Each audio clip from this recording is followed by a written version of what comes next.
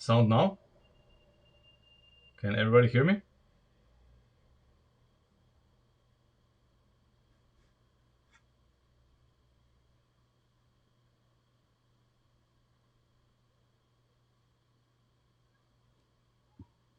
Do we have sound now?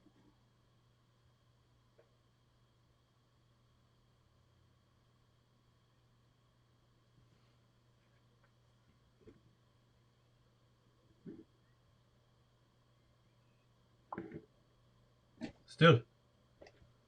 Okay.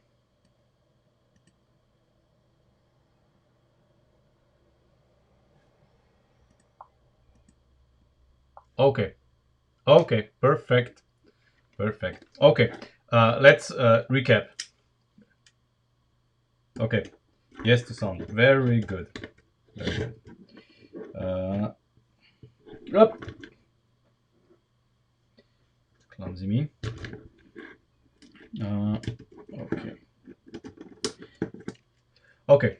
So now that we have sound, what I was trying to tell you is that we probably have too much caster in the front. So what we would do is we will move the lower wishbone half a stud further to the back. Yes, I have, but in this build, I want to use nothing but unmodified Lego parts in order for everybody to be able to build along. So that whatever we build here, you can build at home. And starting with this episode, we are going to start. I will start releasing picture sets of each episode, so that after the stream you can build everything I have here at home if you wish so. Is that okay? So there's nothing to it but to do it, as the Americans say. And moving it further to the back is well, it's on one hand it's simple, on the other hand it's not, depending on what we decide to do. Um, but of course, to keep all of the steering geometry and the geometry here, I would suggest to modify the suspension bridge here. So we are not going to modify the A-arms because I'm very happy with them. They are very sturdy. So we would move the mounting point of this half a stud further to the back. We would use a thicker one more of these L shaped. I don't know if you can see it. I don't know, of these here, and we would move this attachment for the steering knuckle, for the steering, further to the back, so eliminating this half pin, half bush. This will actually make everything look cleaner and even perform better. So I don't know. I'll just do it, and we are going to observe the results after we're done. The caster really is a little bit too extreme for my taste.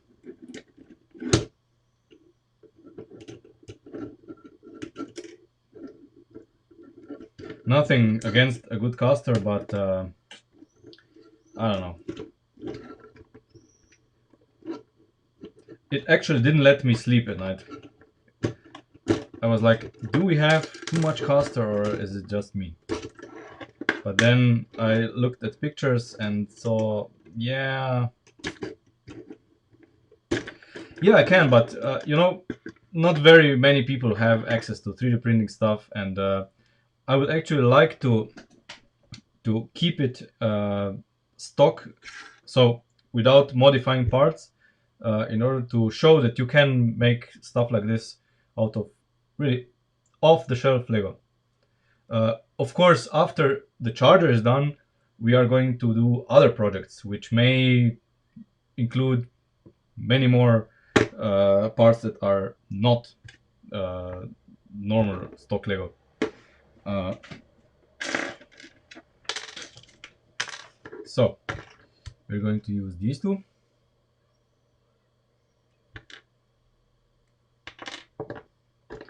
And now these axles with stop are going to haunt us.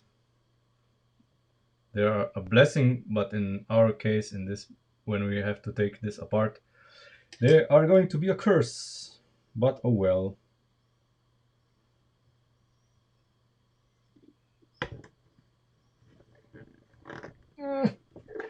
Oh my god! That's gripping really good. So I'm doing one side at a time, so I have the other side for reference.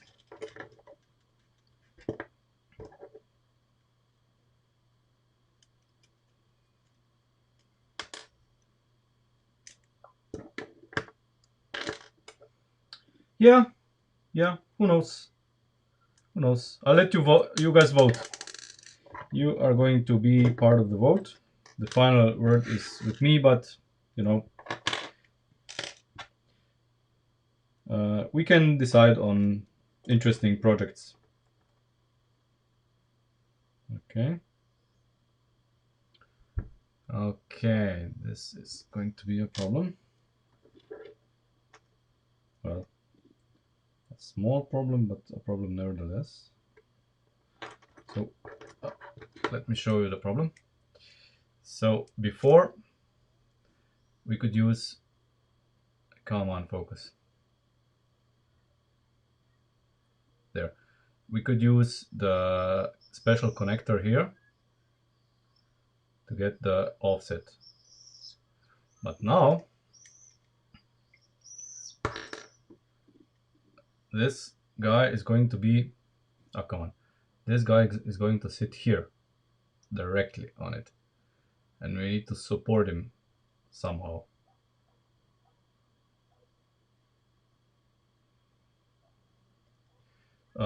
Which differential housing? Which differential housing do you mean? Okay, so this definitely needs some redesign. Let's think about it.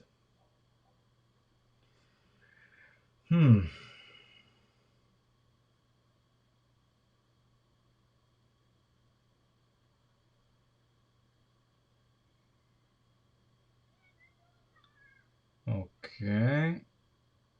Okay, I figured it out. Alrighty.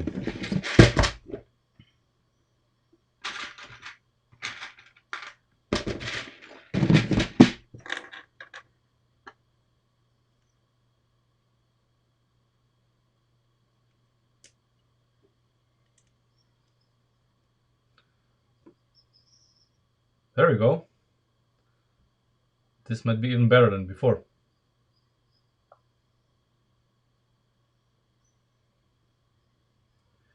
I do actually. I do have a few project cars. First, I need to finish or revive my E30, which I destroyed in a crash. And I'm working on a friend's Opel Manta. We need to rebuild his engine while he's doing some recovery in the hospital.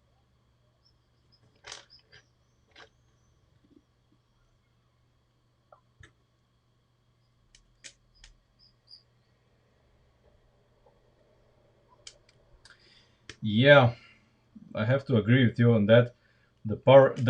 Whatever Lego has come up with in terms of remote control stuff is laughable, really.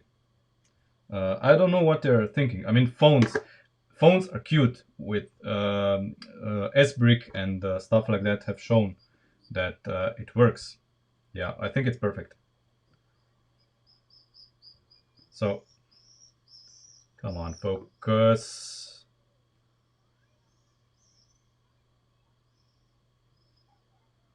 I think this is much better than before, actually.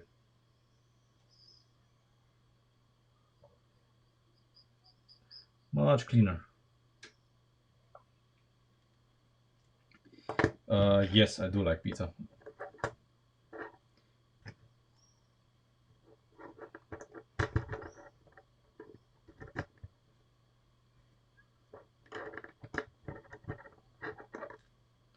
There we go. So, if we compare the two sides, we have moved. God, there.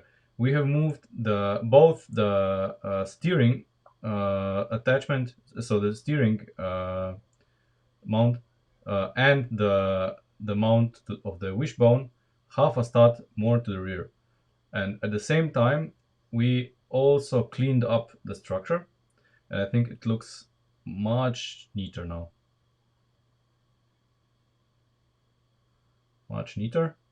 Uh, Now let's tackle these, and then we replicate everything on the other side. So uh, let's see first where this needs to be.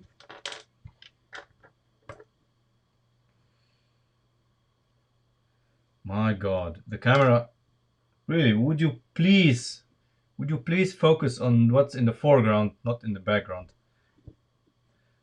These are in perfect focus, and what we are building on is not.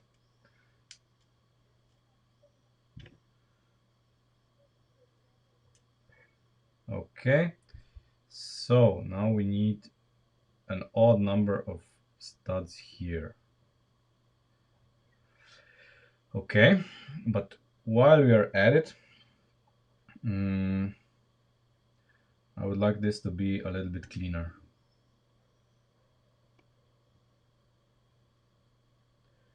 What to do to make this cleaner?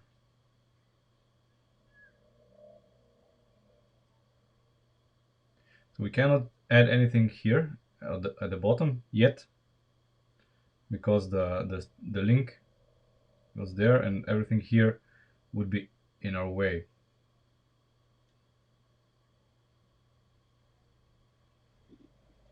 So I think what I do is I really do the same as on the other side, just mocking up something, and then after we know that everything is as we want it to be, then we are going to finish this part. Maybe even add an anti-roll bar. Who knows? Okay.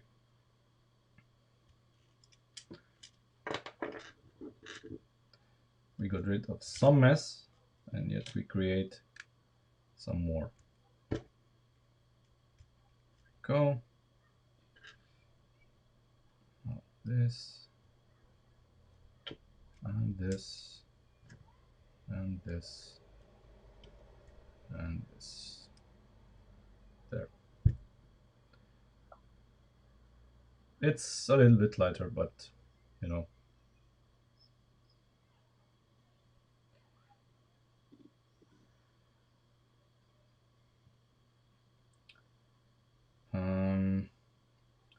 Yeah, I mean, I could use a variety of stuff like these. I could, I guess. Yeah.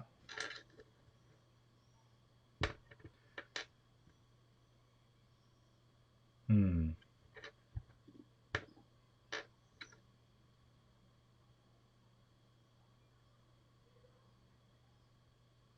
Yeah, this could even be a lot cleaner.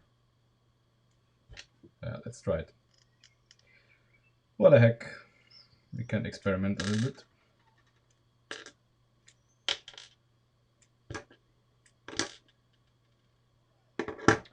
So what we would do is we would use this and this.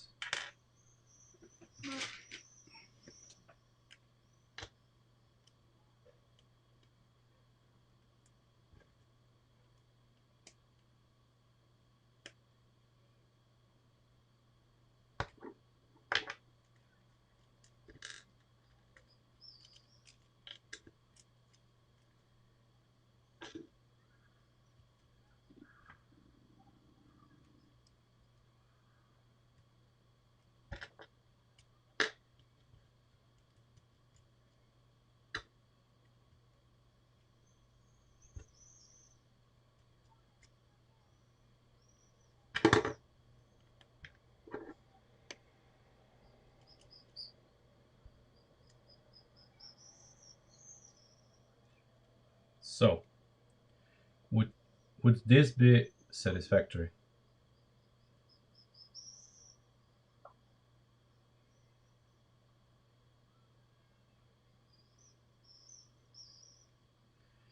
Yeah, the buggy engine, the black buggy engine, is probably one of the best motors that Lego has made have made. It's perfect to make any kind of car go fast, and it's small, geared. I don't know. Everything power functions is just an abomination, if you ask me. I don't know why, but Lego just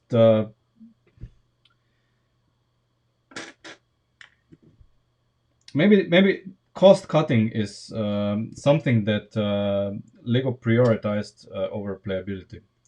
But this is this is not cost cutting is never good in the long term. And we're talking about really small amounts here.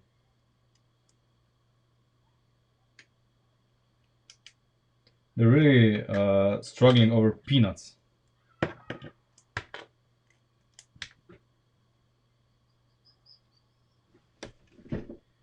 Because all of the parts that we buy on Bricklink, they cost Lego a tenth of what we pay for them on Bricklink to produce.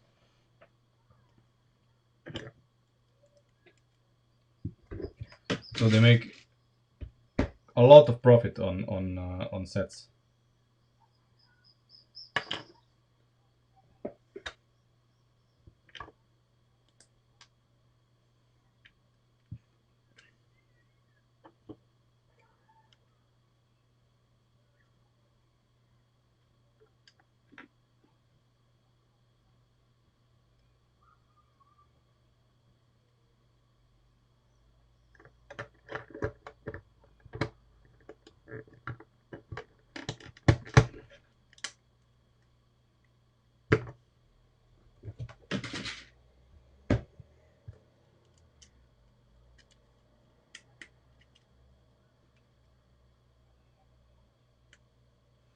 Okay, our rebuilt front suspension bridge.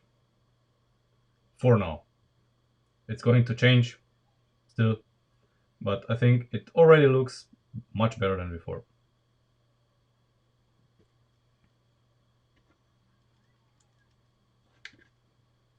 So, putting in the steering mounts. And now, of course, we need to modify the A arms. Basically, there's not much to modify. We need to just remove the half bush here, move this a little bit further inwards, and we can mount the A arms half a stud back. Nothing much there.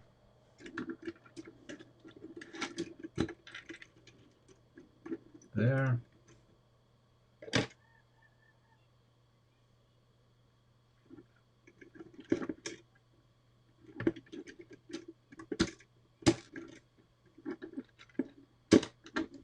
There we go.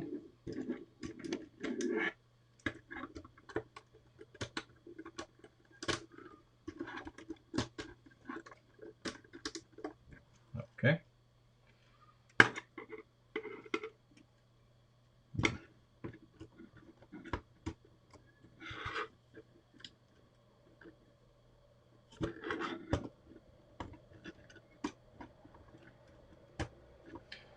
Okay. First, we are going to check our newly acquired caster. See where we are. Okay.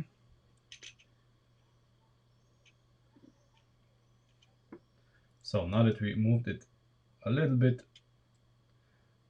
there's still nice caster, but it's not so extreme as it was before, and I'm much happier with that. And at the same time, we redesigned the suspension bridge to make it better. So I think it's nice.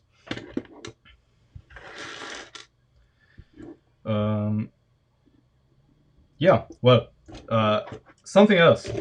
Well, while we were away, uh, the mailman brought me this, our wheels. So now we can mount the wheels and see if everything we did previously on the suspension was correct. Now, I already know and knew that we have to redesign this part because the wheel uh, is just too small actually to fit. So that's the first thing we need to change.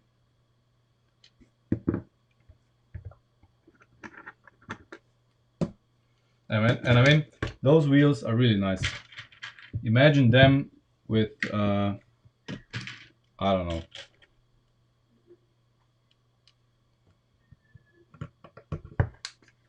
with something like a dog dish hubcap or something, like in the real car.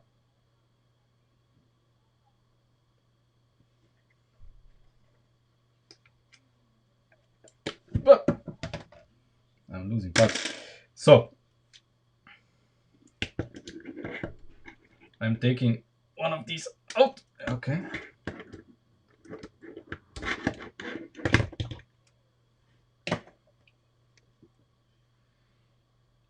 No. Um, it's absolutely not going to be easy to modify it to have four-wheel drive. For four-wheel drive, you have to basically completely trash and remove all of the front suspension that we just made and build your own. This front suspension is absolutely unsuitable for four-wheel drive. Okay. Okay. So we have this part, and we need to uh, remove all of this and make the steering knuckle that is here somehow connect to this without losing the rigidity of it. So that's yeah, that's going to be a challenge, but I think this build is all about challenges like this. Ideally, let me just move the camera a little bit. It's far too far away from the action.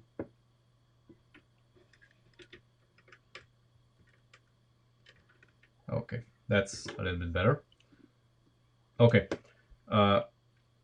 so ideally,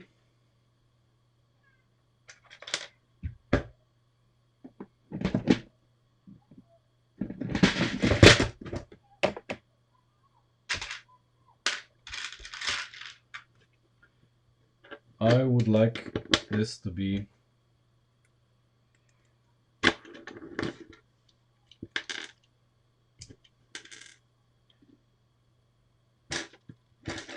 come on.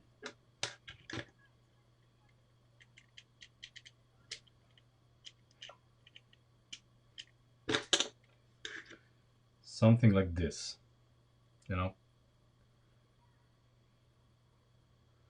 Yeah, you have to make a new front end for it. The only part that you can keep in a four-wheel drive system is the upper wishbone, basically. Upper wishbone, but you need to modify everything here. So the lower wishbone needs to be lower in order for the drive to pass through here. The suspension bridge, I don't know, maybe a differential would fit here, but then all of the steering components would clash with the differential. I don't know. I mean, it's a lot of work, and a lot of work, and the CV joints that are here inside the hub, inside of this hub, they are utter garbage. Ideally,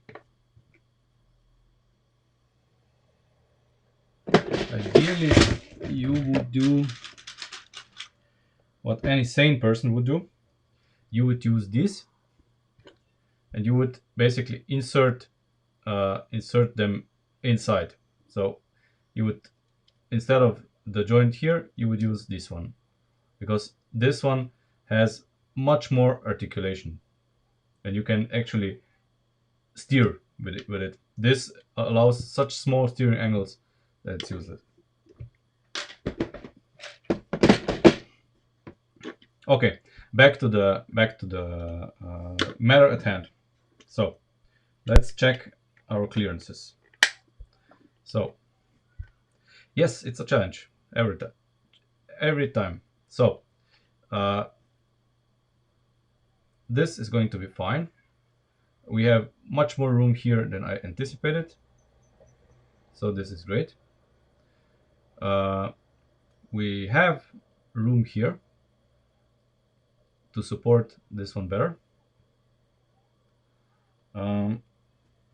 Let's compare to the other side just to see where we need to be.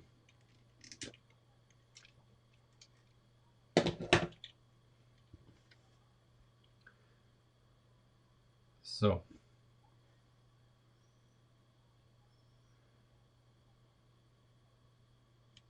it's quite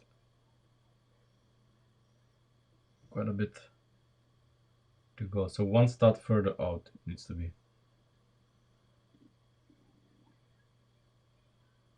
Okay, that's doable. I'll mock something up that I think will be the right geometry, and we'll see what to do with it.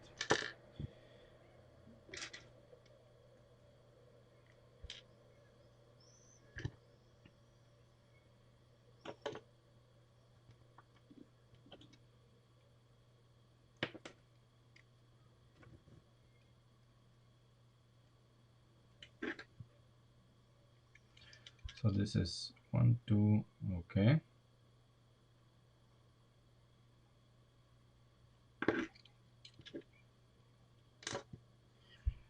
Okay.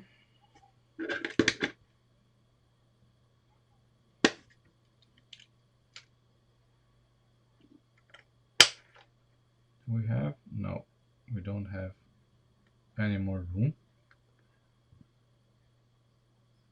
So this is it. We cannot, here inside the wheel, we can do no more. That's as far as we can go. There's of course room here underneath to support something. What I would really like is there to be one piece. It would solve our problems.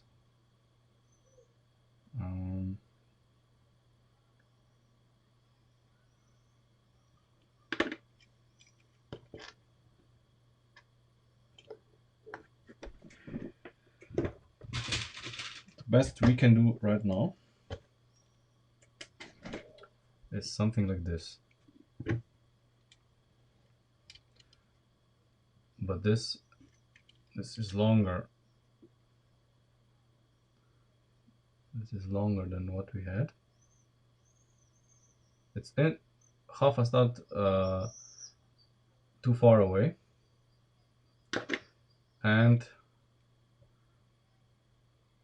yeah, it's a little bit wonkier than it was before.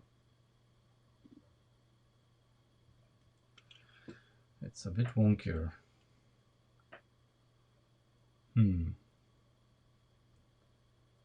Now what to do?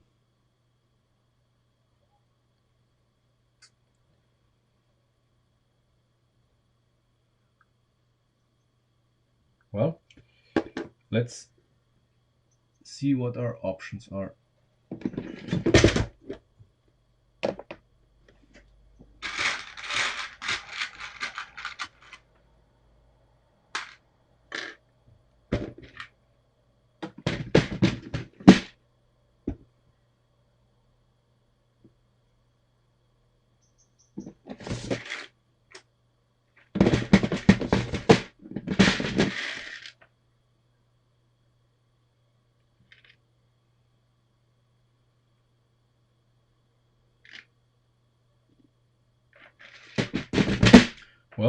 one of the options would be to use this part. Come on. This part instead of this one. But I'm looking at the possibilities. What would we gain?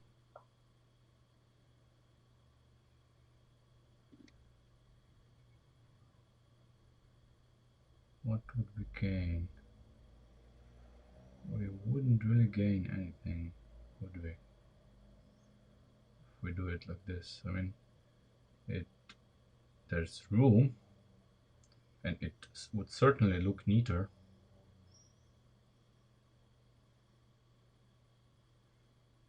And we would get room here. Yeah, we're going to, you know why we're going to do this.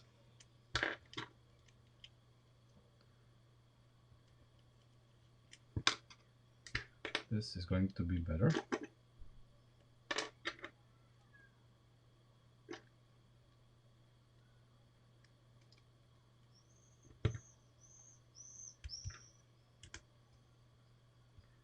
Okay, so come on. Okay, this versus this. Simplified because less parts, first of all. And then second, what we can do,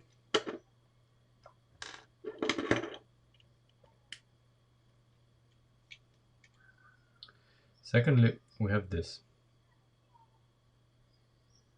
Okay, and with this,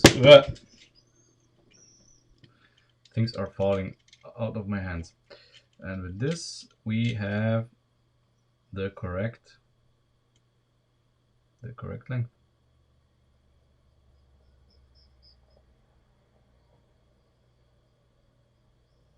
Okay, and now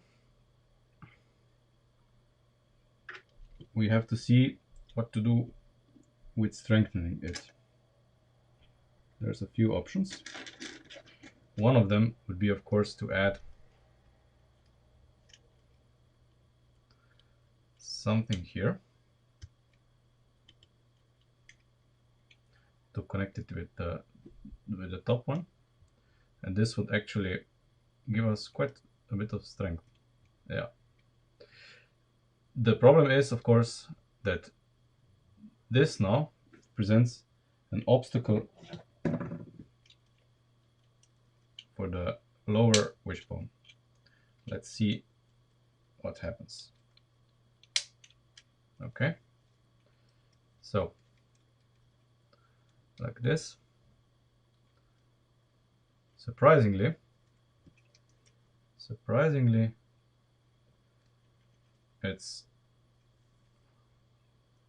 it allows us to have quite a bit of steering angle. Let's see if this is true at all angles. Yes, it's true. And I don't think this is, we are ever going to have ever going to have a steering angle like this. Or if we do, this is just the extreme. And this, I think, is fine.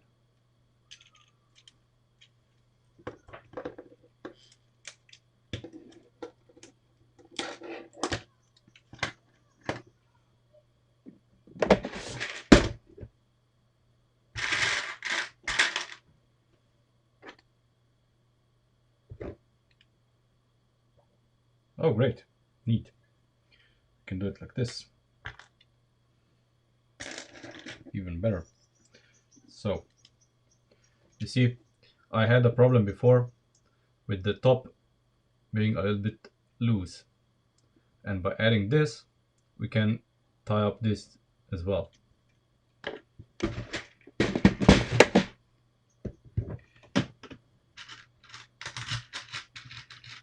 So, we are of course going with the, with the axle with stop, because the stop neatly sits in the groove for the pin and adds a little bit more strength.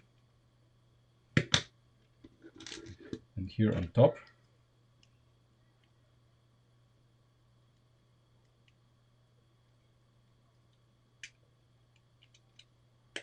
come on, there, this is going to be enough. Yes, and we have a lot more strength here. And this is strong as well. I mean, it's strong enough, I guess.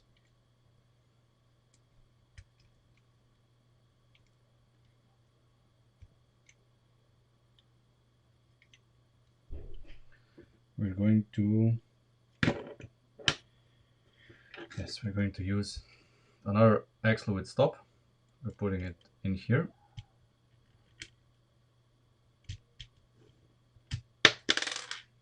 Like this. So this again adds more strength. Not that this is absolutely ideal, but this is strong enough, I guess.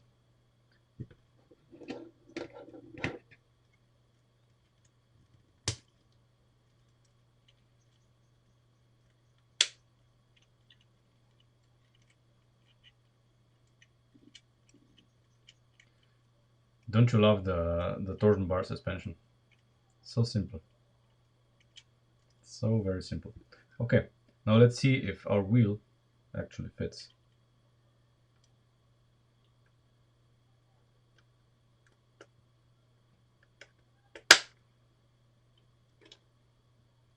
My God, it fits and it rolls.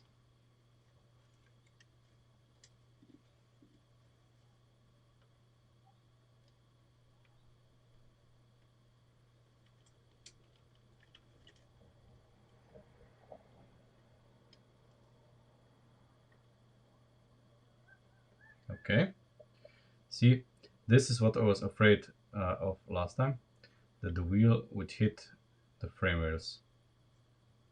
If it, oh, but it won't. It actually won't. Okay, excellent. What about here? Same. We have clearance all the way. Yes, I like it. I like it very much. And of course, yeah, I think that's cool.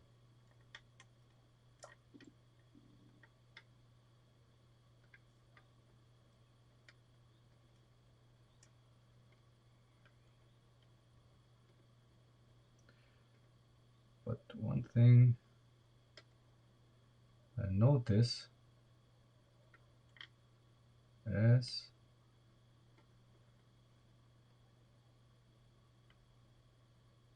yeah. Let's experiment. Just for oh yeah. I mean, I'm aware of the fact why they're doing it, but I hate it absolutely.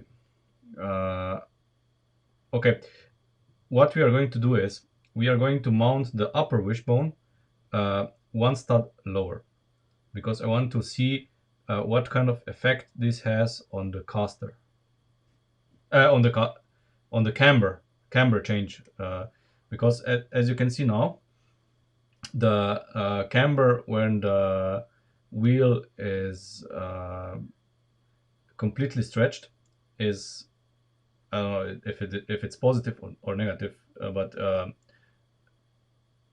this is how the wheel should be when it's compressed, not now that it's extended. So it needs to be the other way around.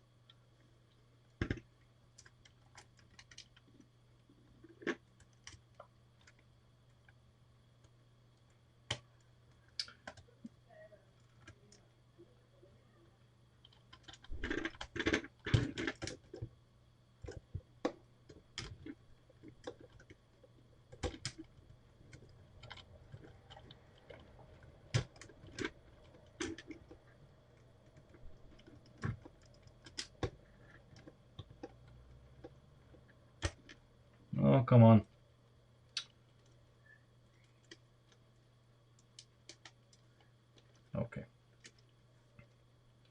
So we have mounted the the upper wishbone like this, and now we can observe a slight, we can observe a slight caster in the opposite direction than we had before. And what happens now? Yes, exactly what needs to happen. You see, when the suspension compresses, the wheel is tilted inwards. Why this is happening? Imagine that we have the road surface here, and now the car rolls into the corner. Can you see what's happening? The car is rolling into the corner, and the wheel stays planted on the road. That's what's happening. That's why cars have a long lower wishbone and a short upper wishbone. Exactly for this reason. Can you see it? I like this effect a lot. Of course, when the car is on level like this, we need to be careful not to have too much camber. A little, but not a lot. This is just on the edge of what we want.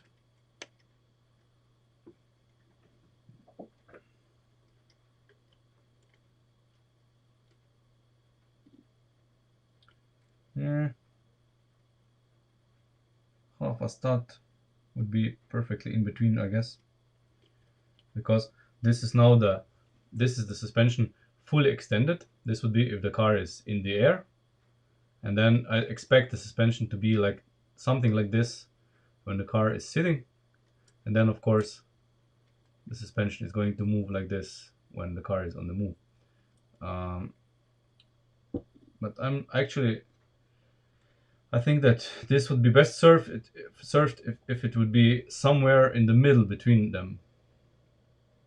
If we move the upper suspension arm one stud to the position we had before, it's too much in the other side. If it's here, I fear it's too much. And yeah, and of course, now the frame is preventing the wishbone from going further down, so we cannot adjust the suspension to be in a kind of off-road mode if you want to. But what we can do with this type is, now that it's fully extended, we can apply preload on it. So when this is preloaded, we have a stiffer suspension. Yeah, I guess I could.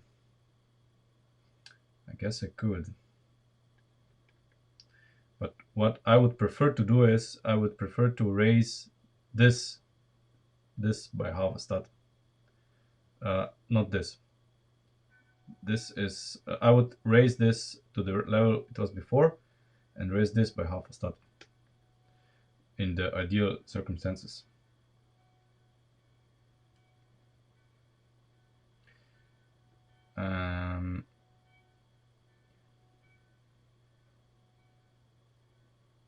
Yeah, we are going to try it right now, of course. That's absolutely sure, because I don't want to leave this untouched. Come on.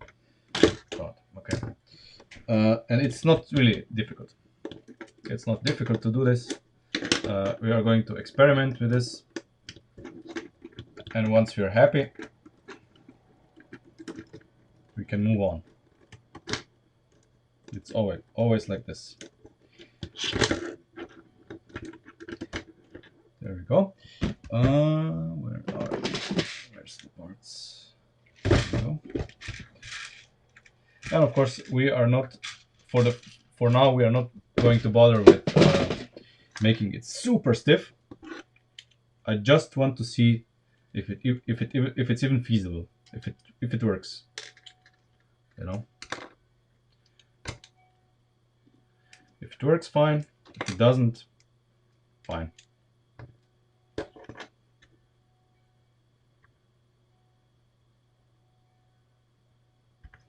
We'll do something else. Okay, so we're going to do it like this.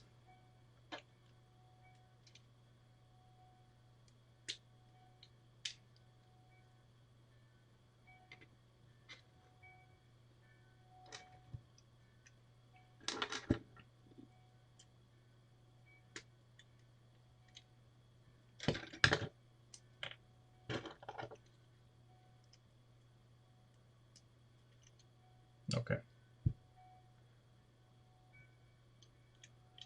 And this actually doesn't look bad, not at all. We can reinforce this with other parts, but for now I leave it like this, and we are going to just install it and try what the camber changes say.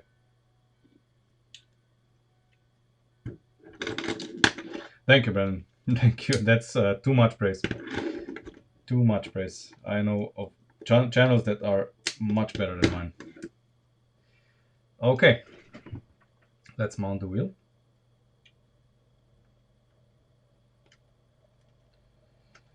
Let's mount the wheel. Okay. So now that we applied preload, it's actually too high. Come on. Okay. Very well. Let's see what happens now. Okay, that's the car at level ground. And now, yes, can you see it? When it's level, it's completely flat. Then the camber changes. And when it's fully extended, the camber, yeah,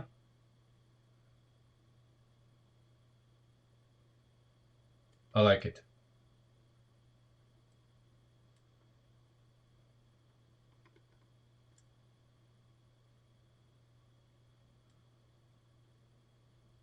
Yeah, that's how it should be. And that's how we are going to have it. The half a stud offset is perfect. It's perfect. And of course, since we made the half a stud offset, our caster needs to be checked if it's still alright. And I think from what I can see, I am still happy with it. I'm still happy with it. There's quite enough of it. I think it's just about 5 degrees or something like that. Close to what we want to have. So I would say this is a success. Let's replicate this on the other side, and then we can make the final adjustments to the steering. And after that's done, we move to the rear suspension.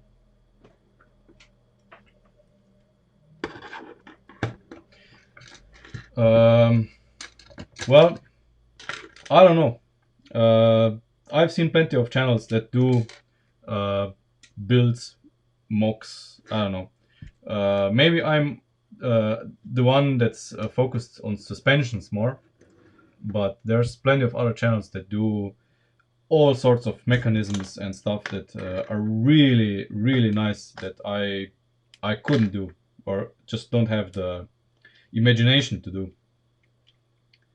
I'm just too focused on cars, I guess.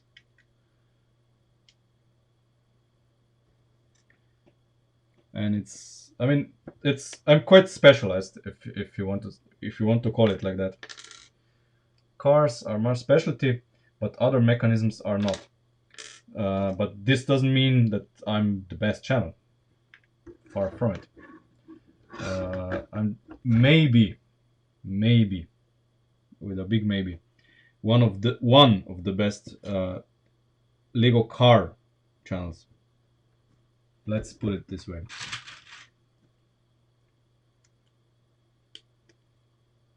At least I try to be.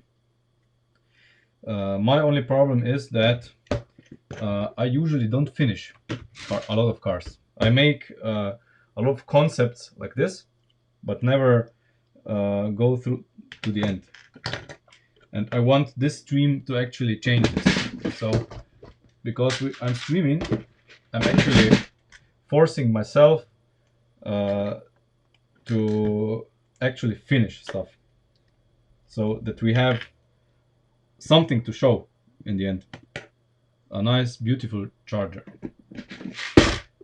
Instead of just another shell that never gets the complete body and just that gets discarded on my desk and collects dust. Oh, for fuck's sake. No, I'm... Is it? Yeah, okay. I was afraid for a moment that I didn't mirror it correctly. Okay. Okay.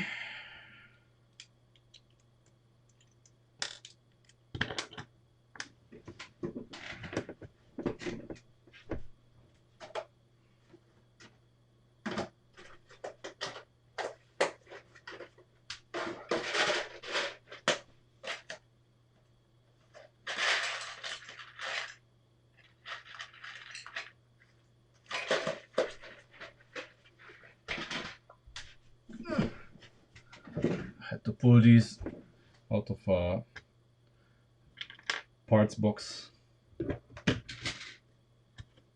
Now, ah, God, okay.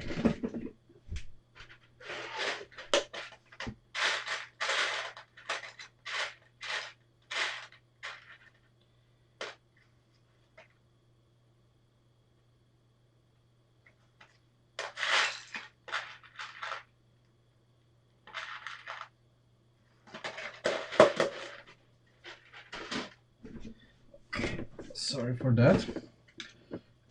I don't keep these in my regular boxes because I basically never use them. So I had to pull them out of boxes I have on the shelf, up on the shelf.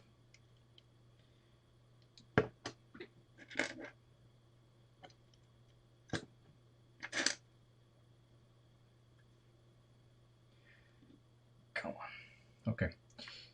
There we go.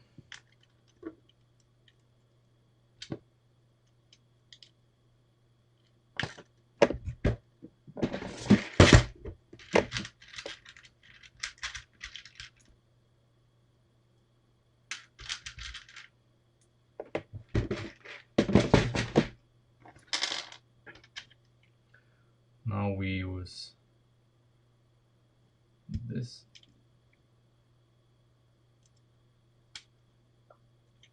Okay. I don't know.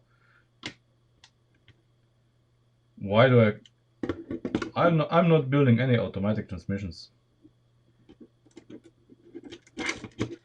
There's other people out there who build much better automatic gearboxes than me.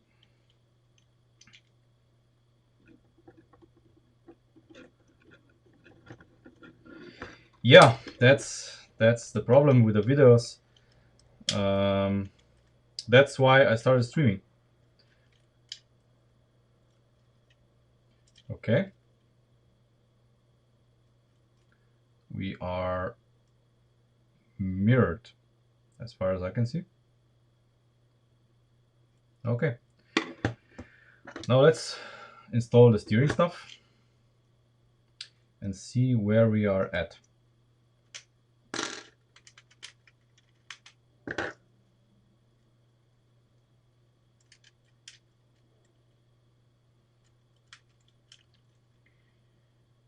Come on, where's the other one? Oh.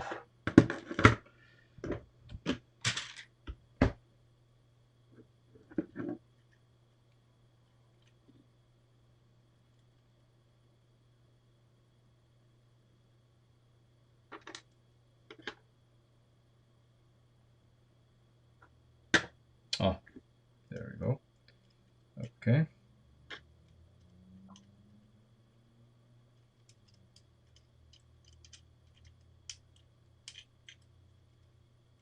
Uh,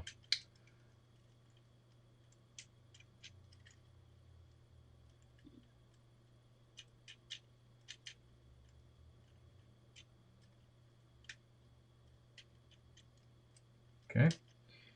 I'm now surprised how much the steering geometry has changed now that we've done all of the suspension mods. Well, I don't have an exact schedule.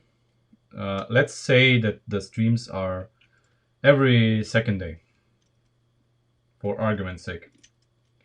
Uh,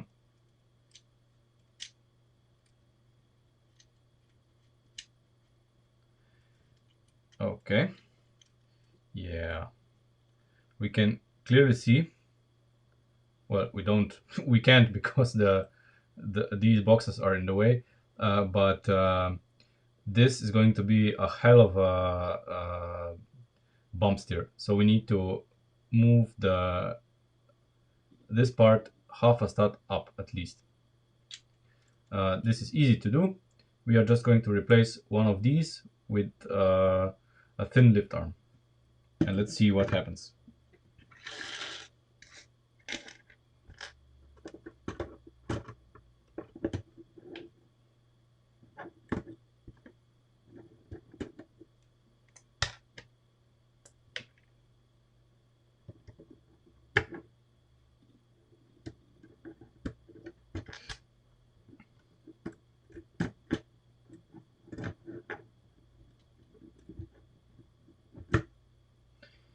Yeah, I mean, I'm trying to do the stream because with the stream we are getting videos.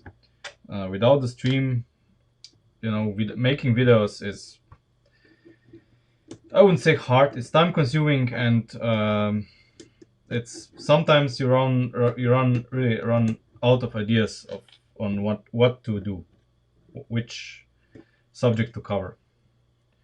Okay. Oh yes, that's perfect. And we are at very extreme angle. Now let's see what happens to the. Come on. Let's see what happens to the steering arm when we compress the suspension. Very nice. It is staying parallel with the lower wishbone, which is great for bump steer. We should not experience any.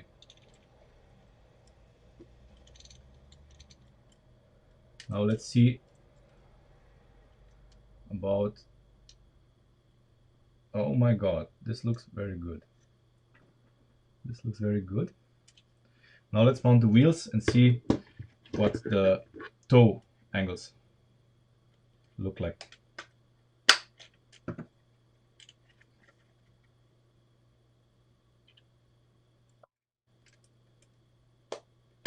There we go. So this is the whole width of our front suspension for the first time in its glory.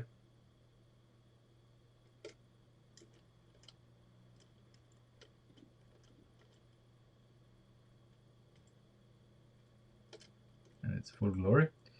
And I see problems. You see, I cannot get the full motion of the suspension because, as happened before,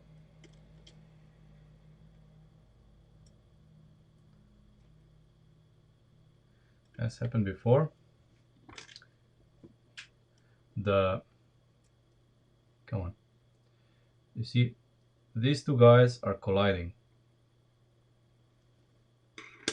So this cannot move further because they are both colliding here, limiting movement.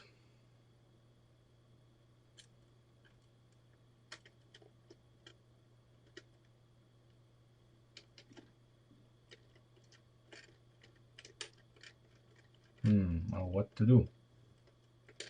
What to do?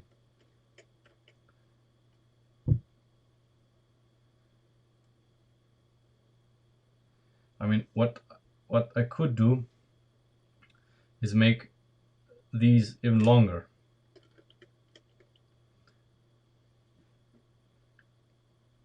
This would give us a little bit more wiggle room.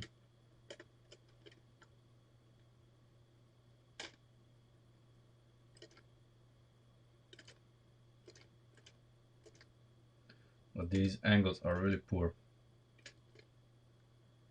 These angles are really poor. Let me just check if there's nothing else interfering. No. No, it's just that. So it's just this guy colliding with this guy.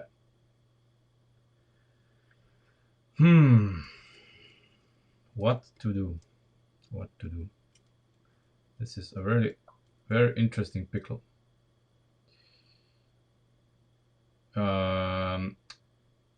Theoretically, this would be fine, but it's not, because if this was a setup without any geometry, like Lego does it, yes, this would be an option.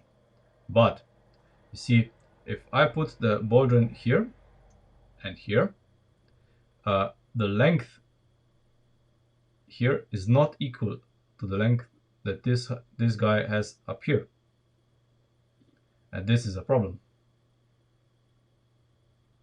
This is a huge problem. What I could do is I could make this thinner and put the lift arm on the bottom, and then they would not be in the same plane anymore. That would be an option. And this is the option we are going to explore, because I want to see the full articulation of the steering first before I decide on anything permanent.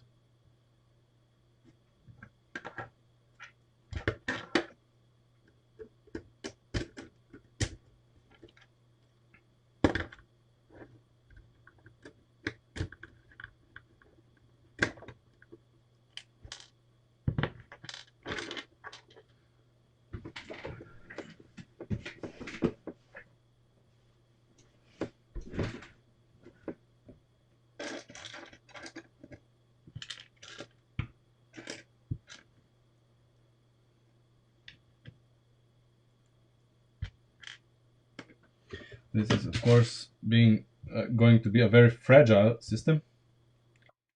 No, the problem, if I put it inwards, is that it's going to be extremely wobbly and extremely unstable. That's why I'm not doing it. But if we do it now the way I'm going to do it, we can have straight lift arms instead of these, which will be even better. Where's the... Come on. Where did you fall? Oh, there you are. Okay.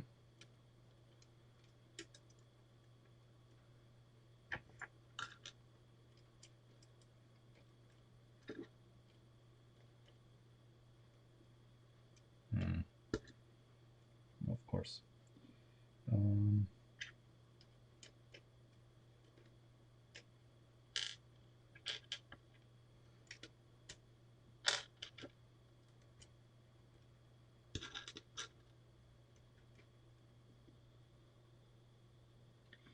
Maybe this will be better. So far, every modification we have to make at first looked like it was worse, but in the end it turned out that it was for the better. And I'm hoping that this will be the case here as well.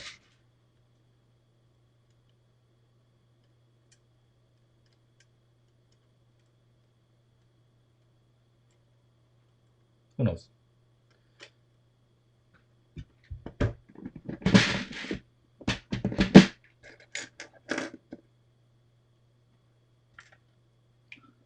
Okay.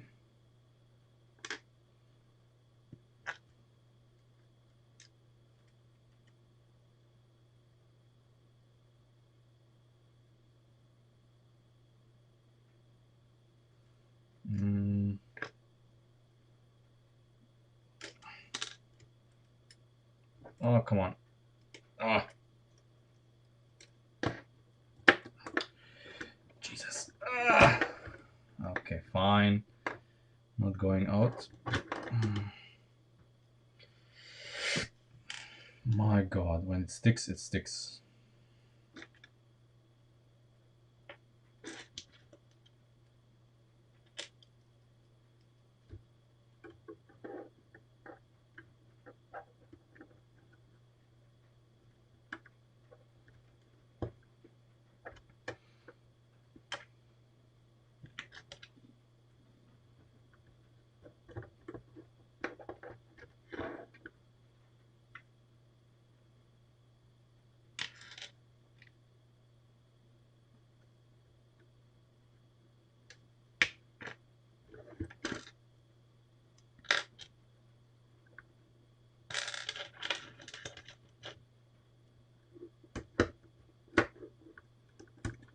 Again, don't judge. This is just us experimenting.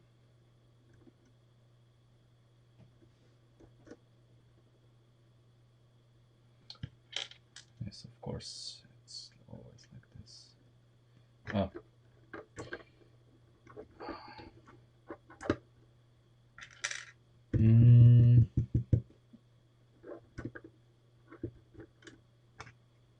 Wait, it needs to be like this, doesn't it?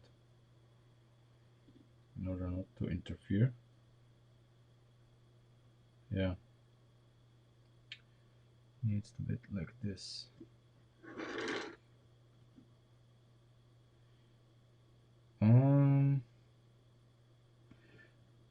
Actually, we can do it like this. We can do it like this, yeah.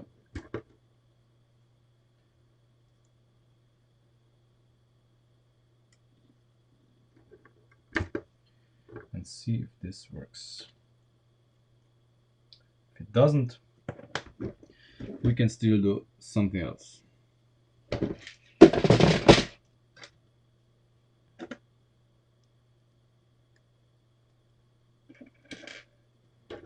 Okay, so the idea is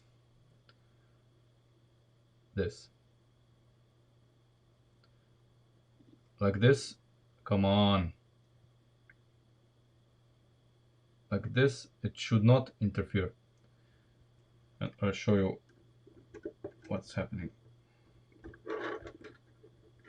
Of course, this is not a very stable system, but we need to first determine the geometry before we implement something permanent. Okay? See? There we go. Now we have full articulation. If this doesn't get stuck.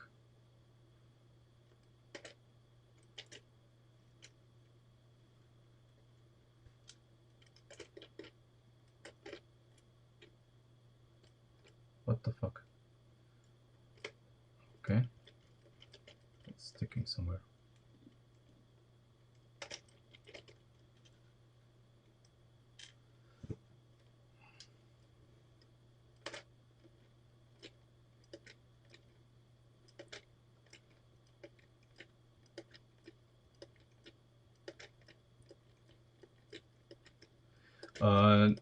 No, we left the top arm where it is, but we raised the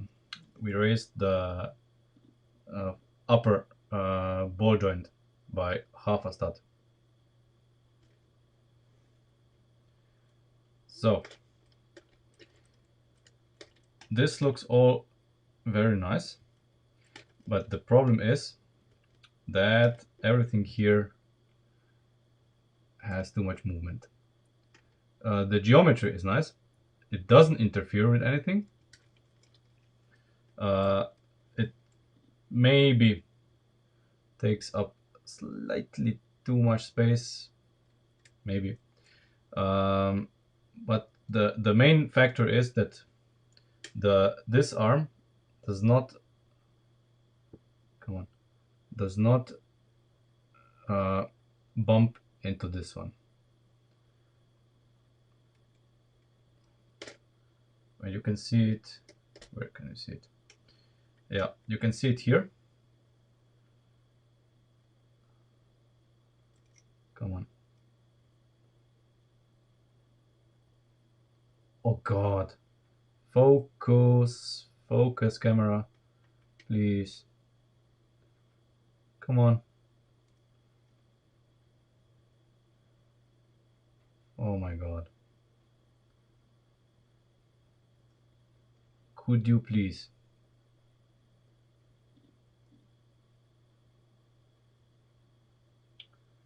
Oh my God. Maybe. Okay. You see? This guy here and this guy overlap here. So before, when they were on the same plane, they bumped into each other and prevented the steering from going fully lock to lock. This is not a problem on the real car because they are both far enough apart not to do that. But we cannot just have them 2 millimeters more apart here, because this is Lego. It's fixed geometry, and that's how it is.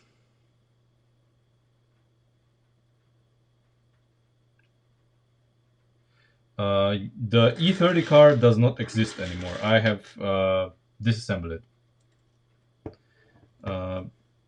But it exists as a digital file, so you can always build it yourself. Okay. So, what shall we do with it?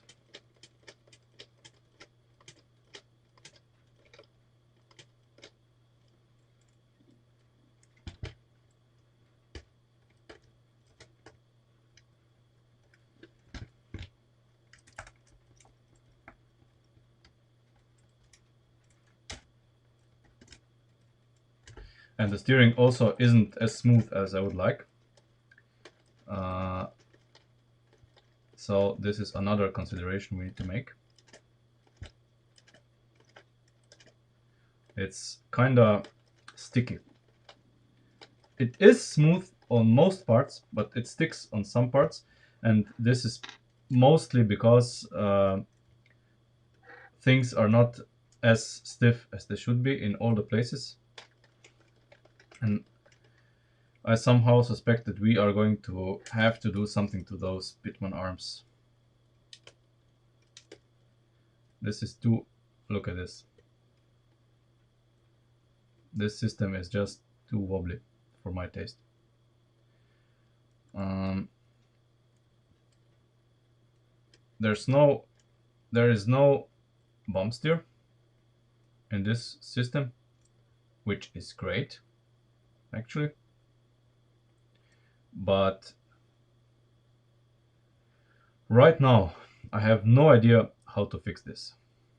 So in order to take a break from this, what do you say if we put this to the side at the moment and start working on the rear suspension, so that at least we have both suspensions made. We can see then what the wheelbase is, and then we can tackle this once more. Maybe until tomorrow, me or someone else is going to have an idea how to make this better. And as far as I can see, we have Ackerman steering as well, which is good. Yeah. Okay, so let's move on to the rear suspension.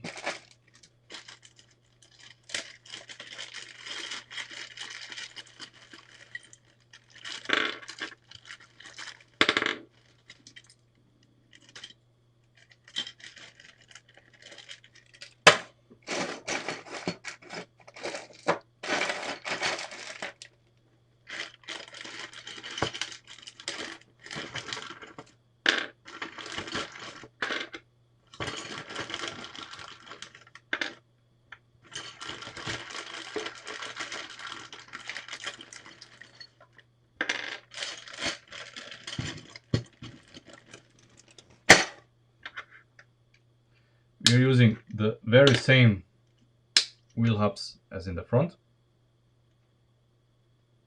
but they are not important right now. What's important is that we are starting from the inside out. So the first thing we are going to do is the differential casing, which is really on a live axle suspension like in the Charger is the most important, because the differential casing is a load-bearing structure which provides support to the axles, and it needs to be stiff enough so that the gears don't skip. So the usual way to do it would be to use this and install the differential here, which we may do. I'm not against this, but then we need to do something else. Let me show you what the problem is. For this I need a few more bricks.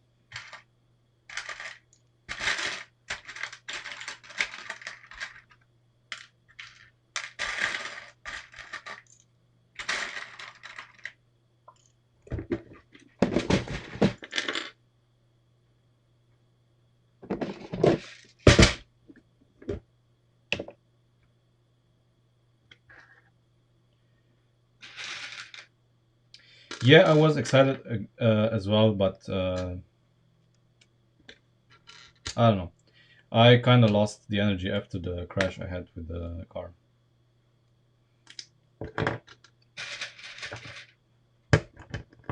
Once I have the real life car rebuilt again and on the road, we may revisit it.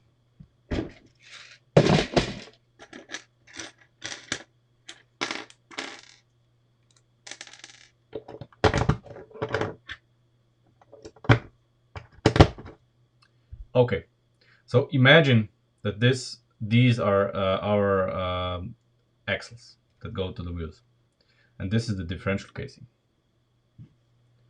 So when we apply force on the leaf springs, okay, not focusing again, what happens is this. Basically, the whole system twists. So what we need to do is some sort of support here that goes above the differential.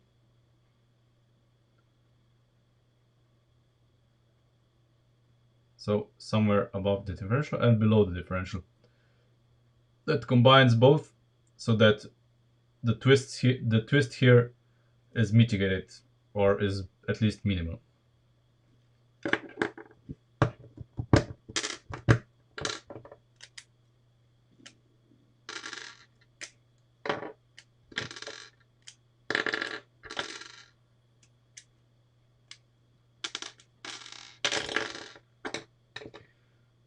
So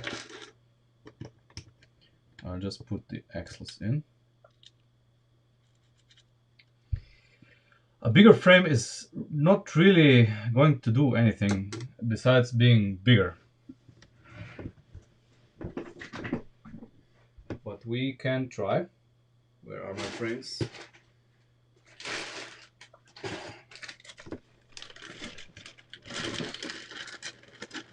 I mean, the frame that's bigger than this is this. this, and this frame is way too big. Way too big.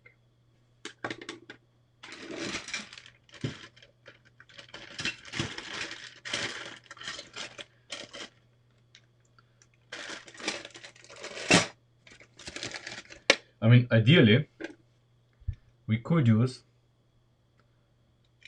a structure like this, you know.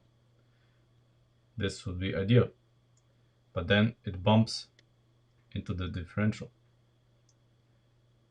It could be here. It could be here.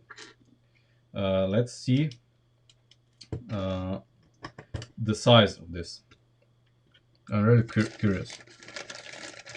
What's the size in relation to the wheel? And if this would be something that we would want to consider.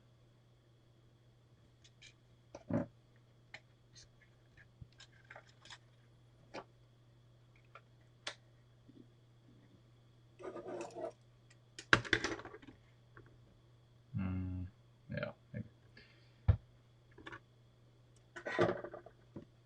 So,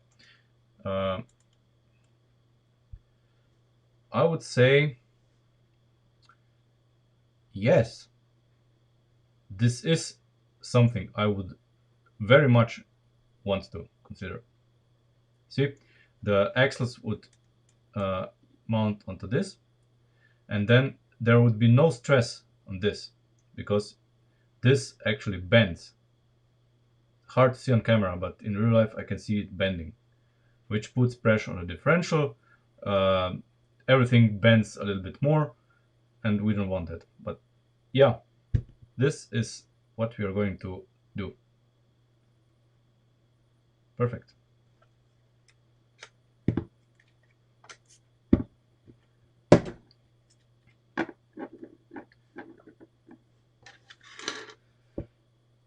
No, the rear axle is a live axle. A live axle never has camber. Neither do it. It does have caster, but not camber. The axle is always flat to the surface. What is going to happen is, if we look at it from the side perspective,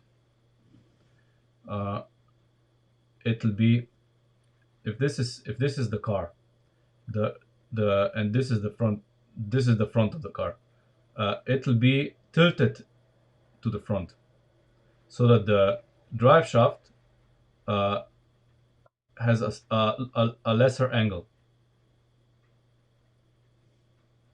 Yeah, definitely. In a solid axle, we do not want elastic deformation. Absolutely not.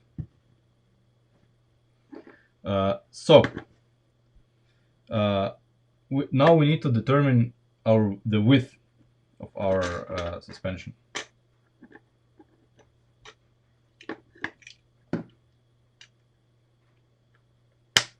I want to know how long the axles need to be.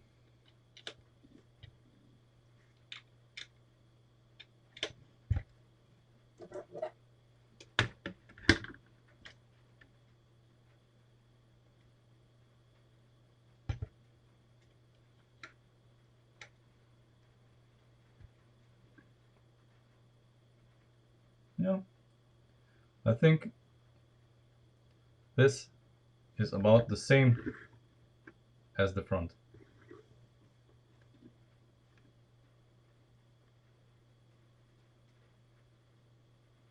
We're only using this as a reference because we are going to have the rear axle, the actual driving axles, made out of connectors. So we are going to make them out of these, because otherwise they would just be too much torsion. While we want some torsion in the front suspension, we definitely don't want any torsion here. So we need to minimize torsion here as much as possible. And one thing I want to check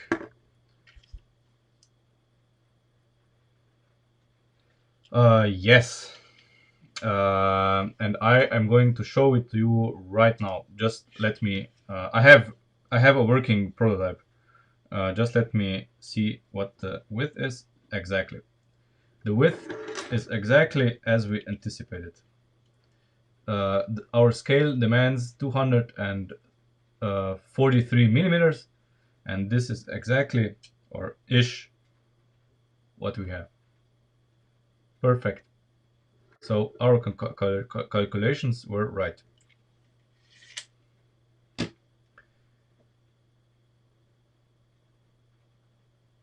Yeah, the servo motor for steering is actually very nice. Maybe not exactly the power functions one, but yeah.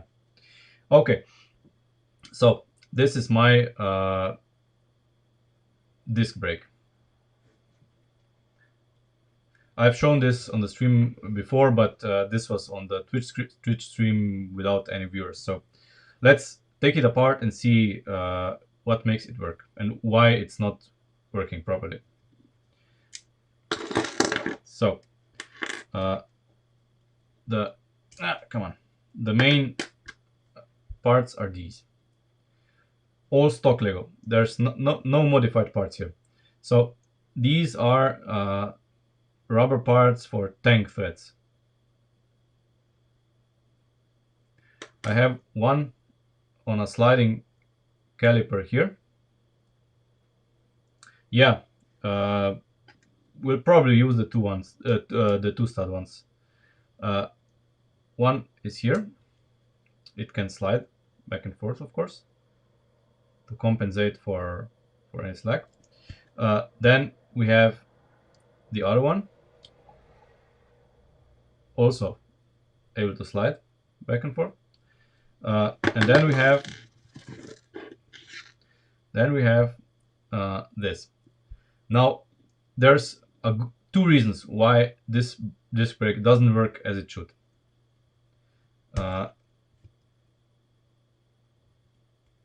So I have a large cylinder applying pressure to the smaller one,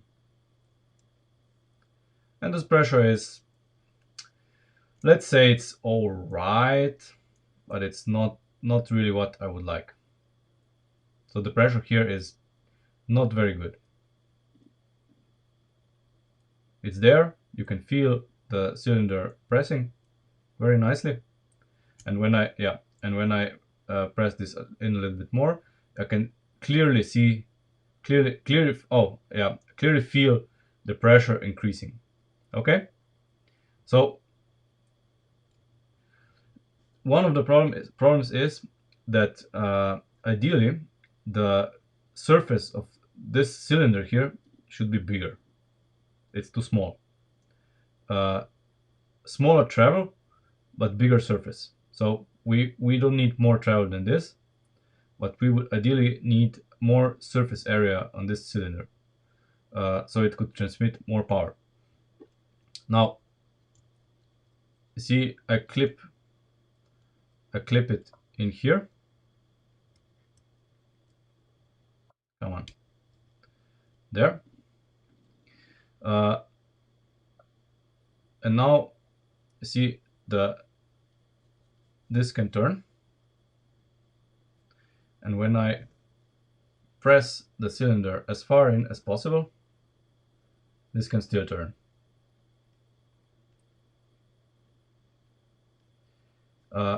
Now, one of the reasons is that there's not enough friction between this and the rubber parts here. The rubber parts are, I guess they're all right, but if I would roughen this up, this is very smooth. If I would roughen this up with some sandpaper, and if I would degrease those rubber parts,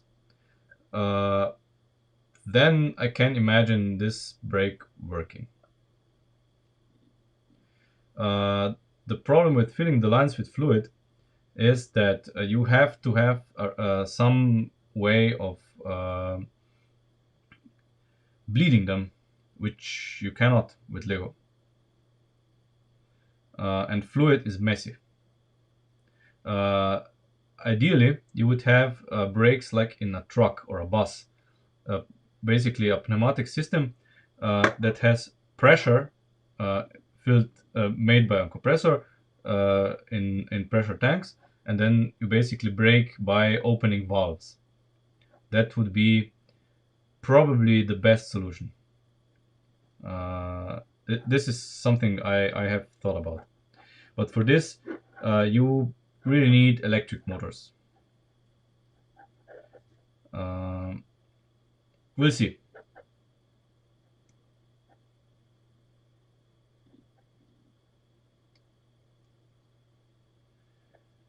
Which black rubber parts? The small ones that I also uh, have even less friction than these. These are pretty much ideal. I mean, if I if I could press this in with my hands, if I had enough hands, enough fingers, I can see this. Yeah, I don't know. It needs work. It needs work. Now you know how it's done. Make your own, modify it, and report problems. Two stud block. No, those rubber parts are useless. That I've seen brakes made out of them. They are absolutely useless. I have never even considered them. This is ideal because it's really close. It's really close to a real disc brake. See, this is as realistic as it gets. It's as much rubber is in contact with the disc as possible, and when I press them together with my hands, I cannot turn this disc anymore. So what we need basically is slightly more friction and more clamping force. The clamping force is really what's lacking in the pneumatic system right now. So with slightly more clamping force, I am actually barely able to move this. Really barely. It's actually clamping really nice, and this is the closest you get to a working disc brake.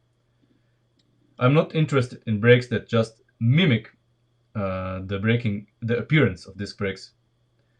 If they don't work as disc brakes, it's best you just don't have them. If they break the car, fine. If they don't, leave them out. And most systems that I've seen are just there for show. Yeah, I can make disc brakes. Yeah, they kind of work, but they have an effect? No. So best leave them off. Only brakes that have effect on braking, that actually make the car brake, are permitted in my book. Everything else is just fakery. But the problem, of course, with this setup is that there's no Lego wheel that would actually fit them. There's that. Even the Bugatti wheels, I think, don't fit them, because these would actually hit the outer face of the rim.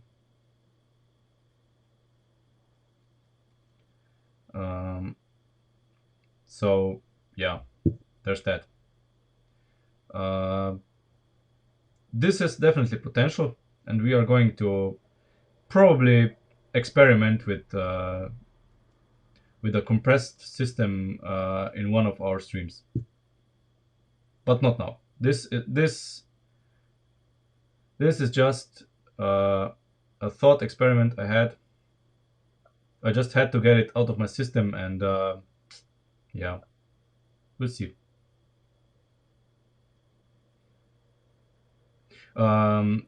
In where? In the charger? The problem with this in the charger is that none of this fits the wheels. Yeah, let's not lose focus. So back to our rear axle. So now that we know what the width is, come on. Yeah, 3D printed wheels are a convenient option. Okay, let's see. This is, yeah, okay.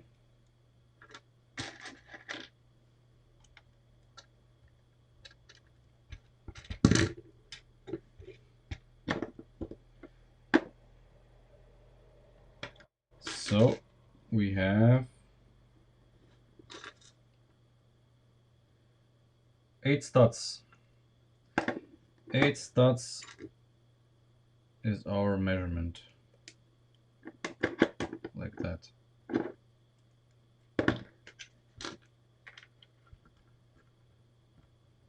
Ah.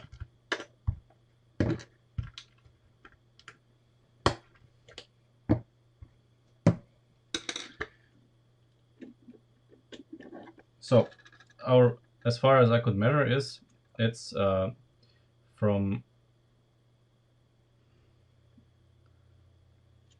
come on, our measurement here is this. That's the length of our axle, and we are going to make an axle, of course, that is 3 studs high.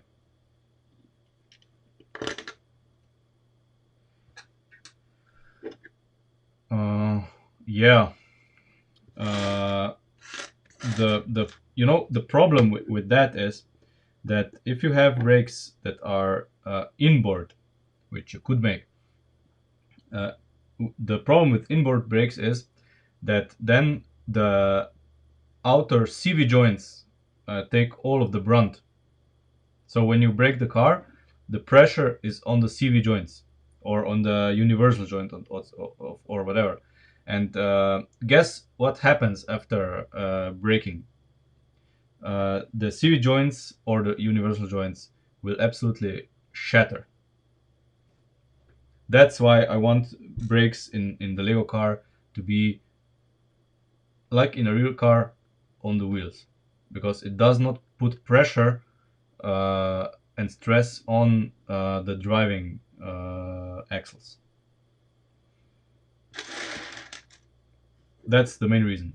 But yes, my first considerations were inboard brakes, but for obvious reasons I decided against them.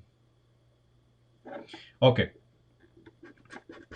so now that we know the length of our axle, let's engineer the inner axle first. Come on. So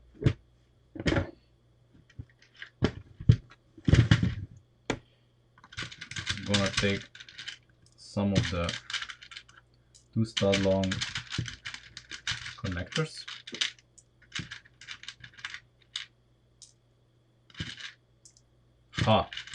Yes, that's a good question. We are probably gonna use the custom universal joints that I made out of pulleys, because they are a lot more durable, and you can basically transmit any torque you like. I have them in the Mustang, and there they are basically indestructible. The burnout video with the Mustang was made with them, and since they were able to transmit that, they are going to transmit whatever force we are going to put them through here.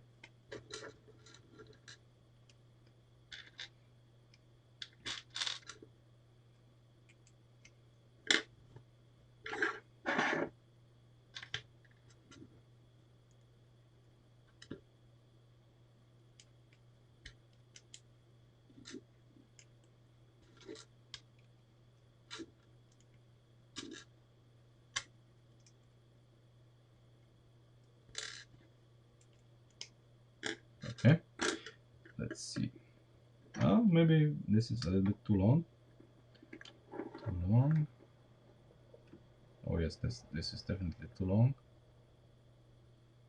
This needs to be like this. Oh my god. Okay, I grossly overestimated the length that we need.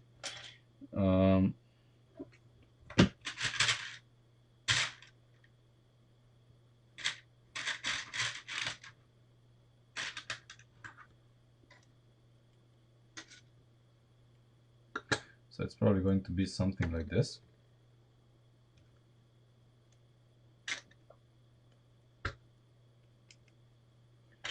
Because I want it to go inside here. Yes, great. Okay. So, okay, 3 studs is enough.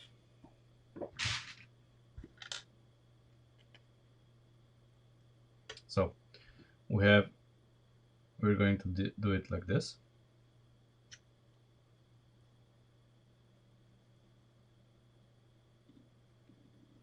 There's a, yeah, maybe there absolutely is, yeah. Sorry. 4 studs it'll be, because it just sits on a longer length of the shaft. Come on.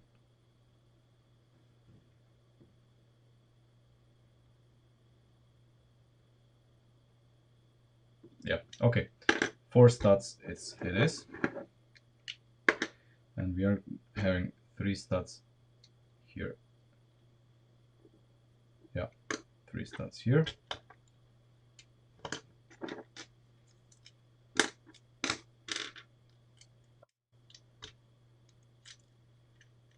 There we go.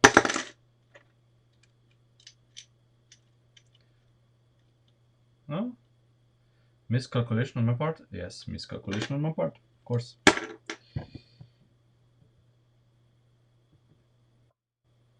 Again, of course.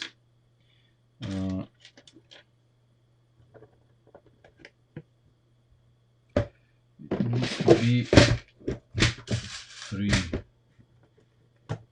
There we go. Yes. Now it's correct.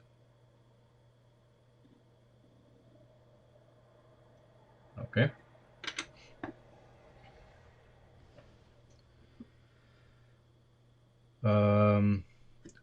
Well, we do need a cardan joint. But no, through the wheel, no. This doesn't go through the wheel. It just snaps onto this. Nothing else. See?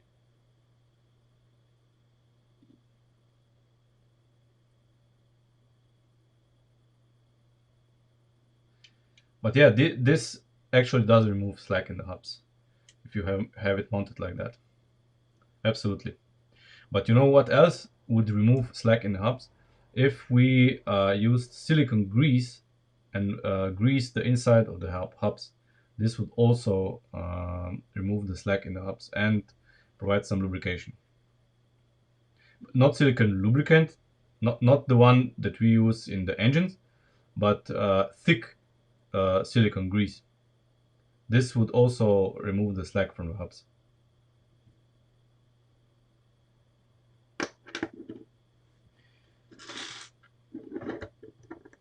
So our goal here, of course, is to use, so this, we can remove this now, to use as little material as possible on the rear axle. This kind of sounds counterintuitive, because this has to be strong.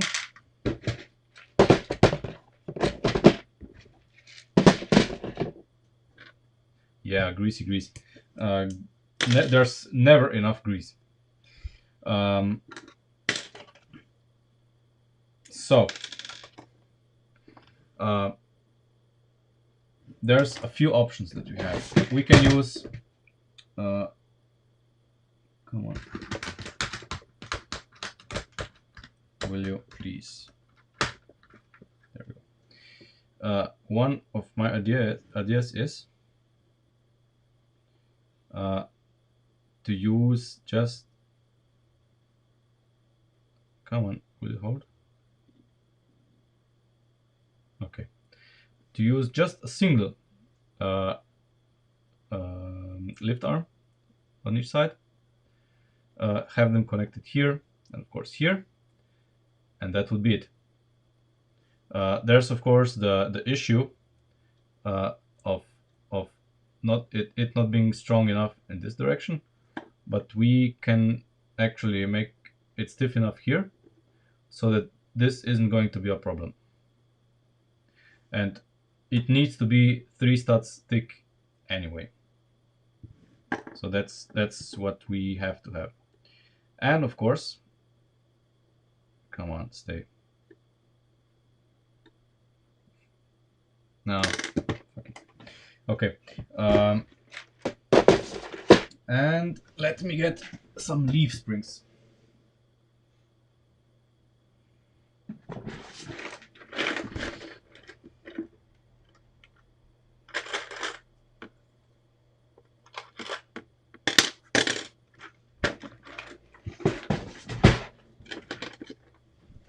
So here we have a pair of leaf springs.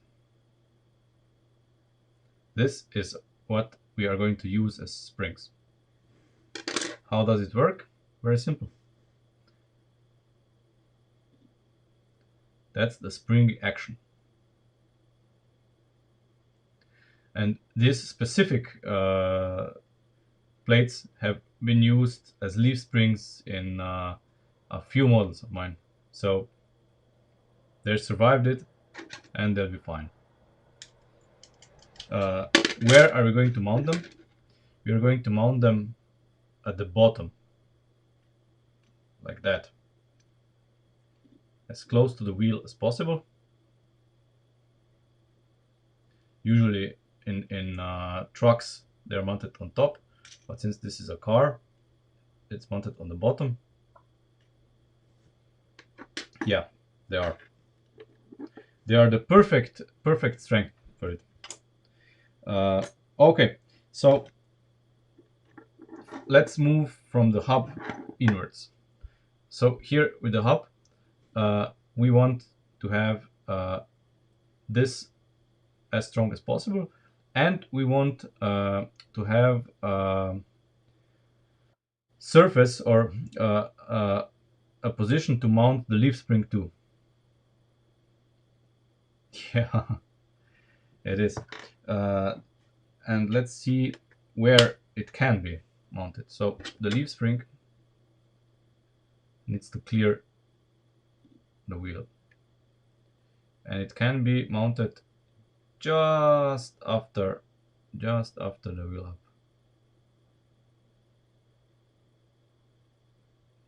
This is demonstrated with the front suspension.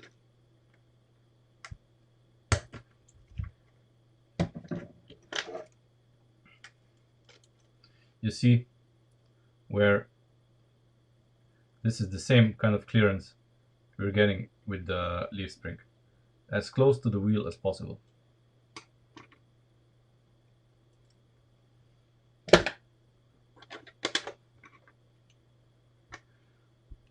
So it's basically mounted on top of this, but from the other side, but it doesn't really matter, it's the same. And we need to mount it from this side and from that side,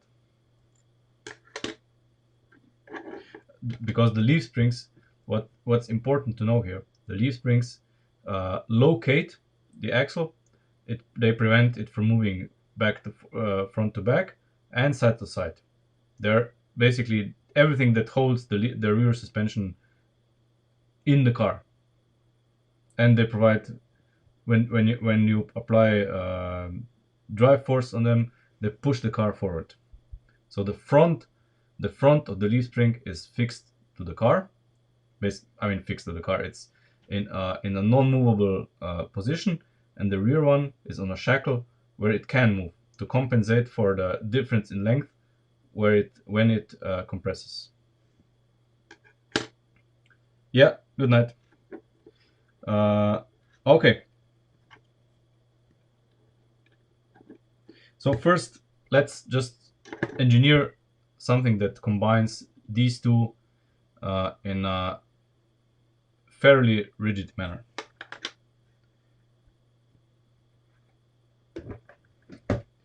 For this, we may need to take out our collection of lift arms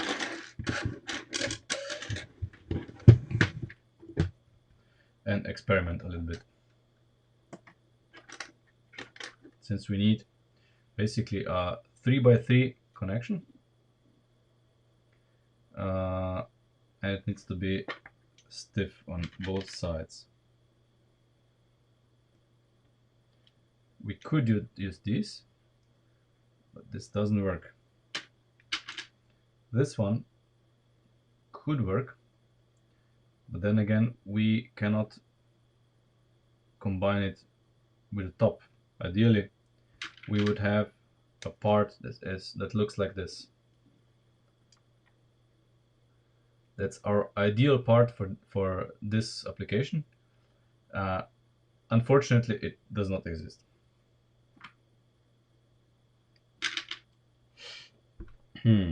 So what to do?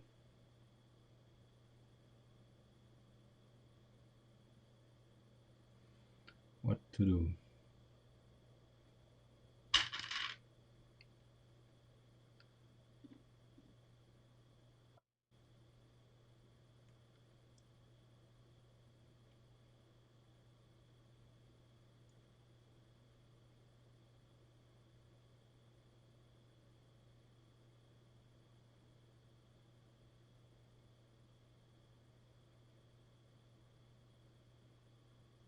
Yeah, something like this will happen.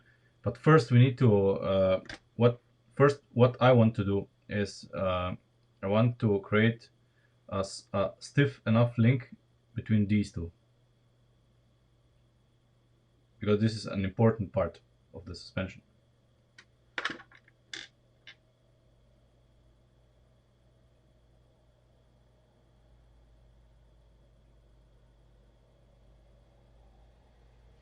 I'm very sure that there is a way to do it. I'm very sure. Maybe to have it just on one side.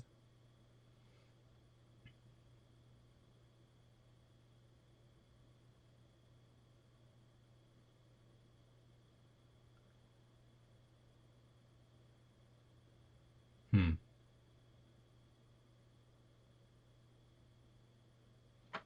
Uh, One moment. One moment. I'm just going to look at something.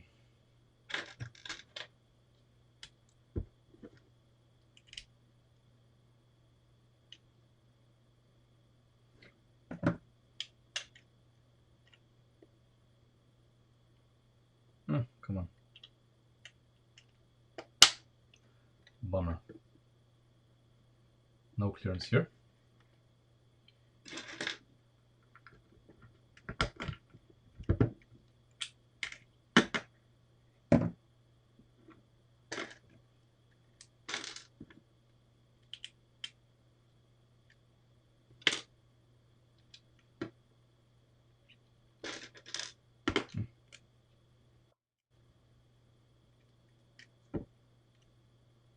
Crazing. Crazing. I don't know what you mean. What is crazing?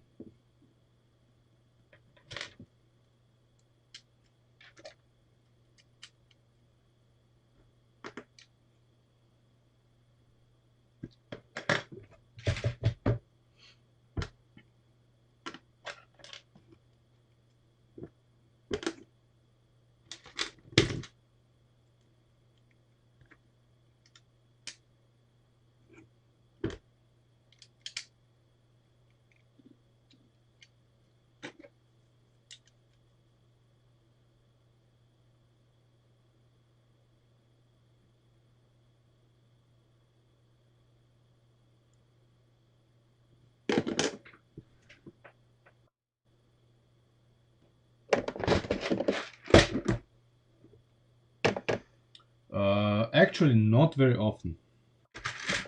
I have experienced it only a few times.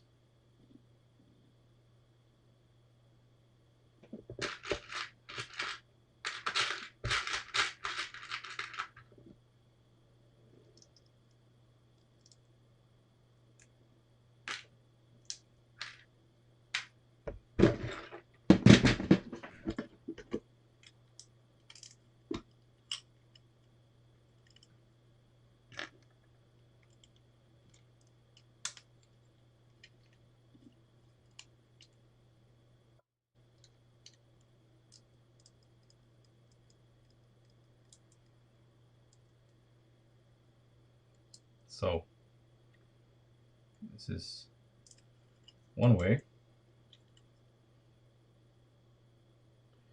What we would need here is a way to attach it here as well. This is the bottom. This is the bottom part. So this would be the wheel. That's the bottom part.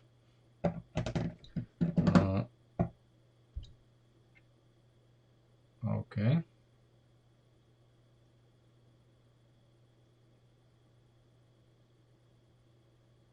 How to do this? I mean, there's obvious solutions, but I want to do this as compact as possible, so it doesn't get too bulky. But probably there is not really much that we can do about it. It kind of has to be bulky.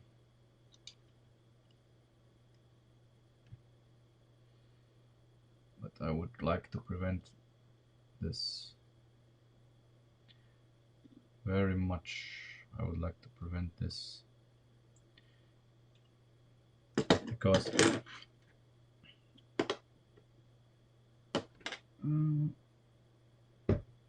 come on. There we go.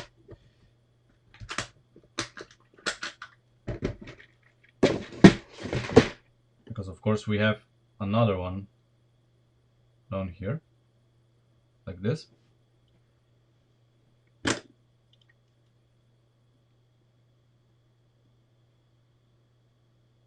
And ideally these two would be stiff together, but right now we have this, and since we do not have independent rear suspension, this is not what we want. So re-engineering is necessary.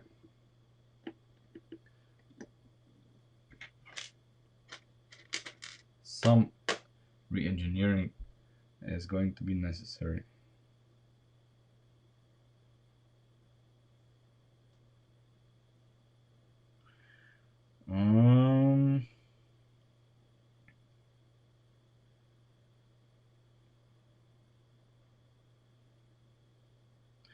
This is quite a pickle, but I suspect we are going to have to use some different parts here. Some different parts here.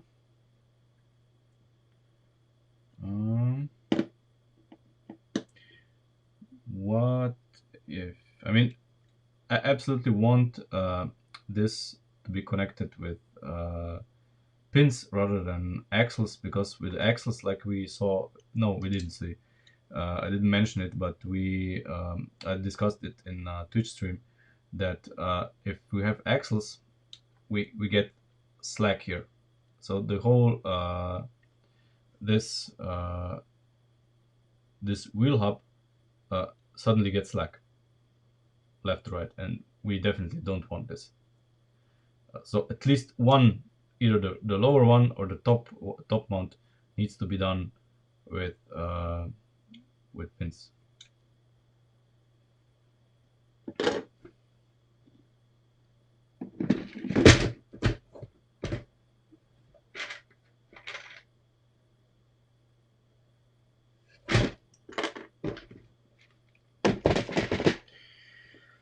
But I'm thinking, what if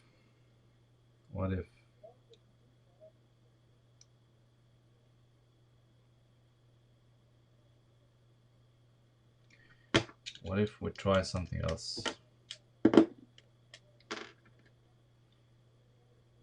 There's no reason not to try it.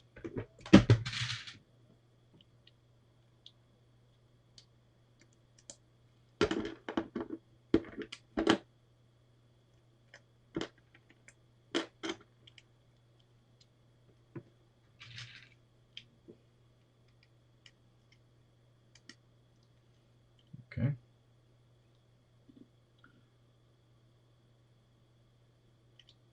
Yeah, this already has one disadvantage over that.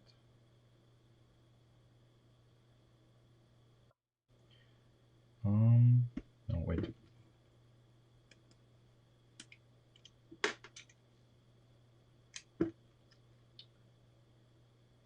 Yeah, something like that will happen, because with this we can, you see, the big problem here, of course, is the thick part on this rule hub. Now that we are out of it, we can use, as you said, the L lift arm here. There's of course the other problem, that this forces us to use axles on both parts, which we don't want to use.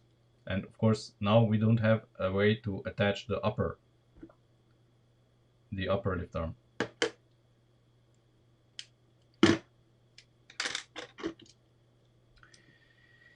Yeah, that's another consideration.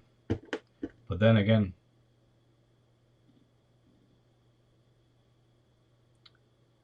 I don't know.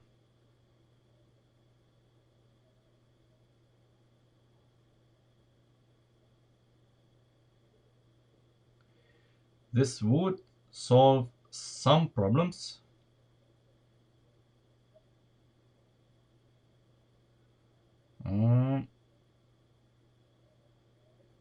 Okay, let's mount it sideways. Let's do it. This actually could be the solution. So for this, we would of course use these.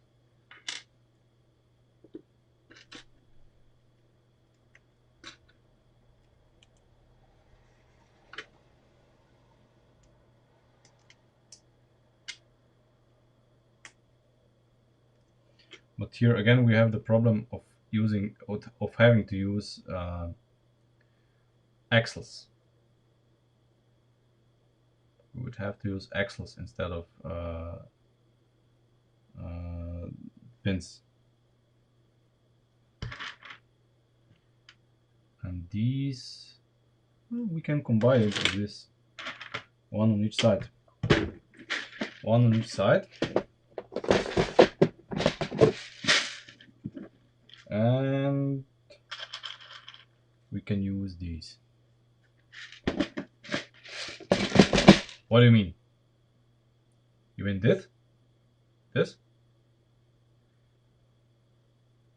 My thumb has been like this since birth.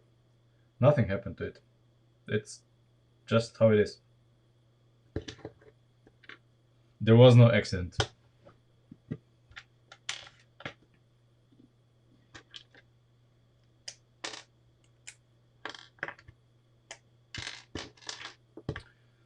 So,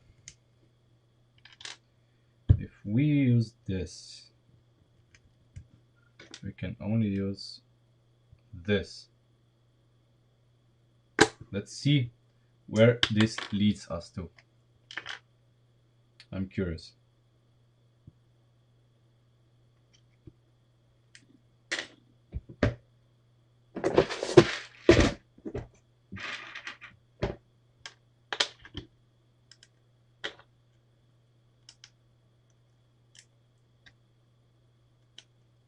So we could use them like this, or we could swap them like this.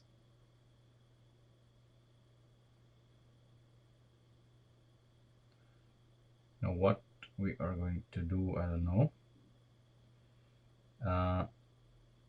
But I know that mounting the leaf spring is going to be easy. No, it's not going to be easy at all. It's going to be near damn impossible like this.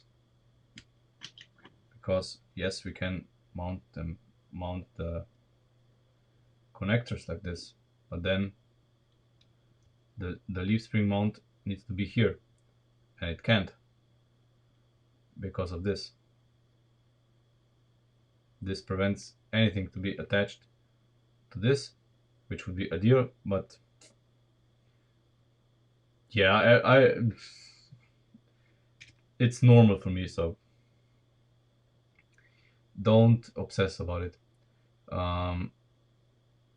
Yeah, so we have to rethink this. I mean, it's just a live axle, but it's not as simple as it looks like. Engineering this shit is not as easy as initially thought. Probably more challenges than in the front suspension. So maybe we revisit this.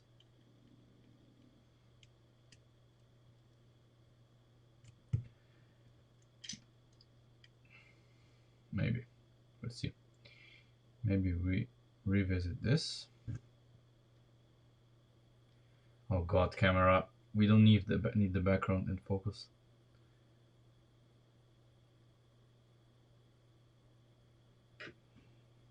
And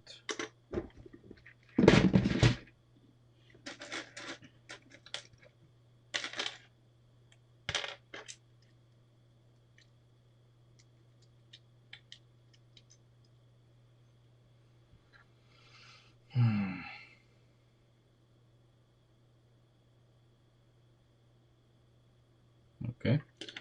I don't like any of these solutions actually.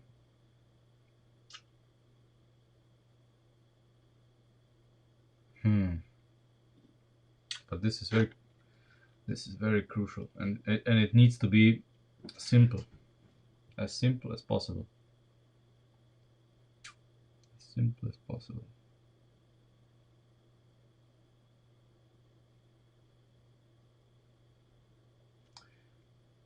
Well, what we can do, we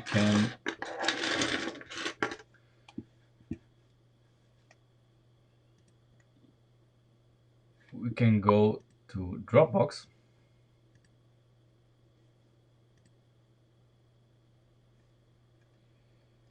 Let's see if there's a hint of how to do it.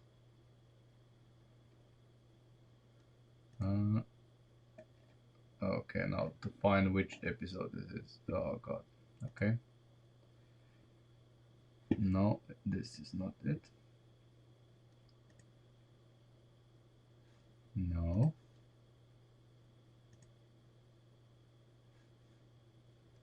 There we go. There we go. That's the leaf spring chassis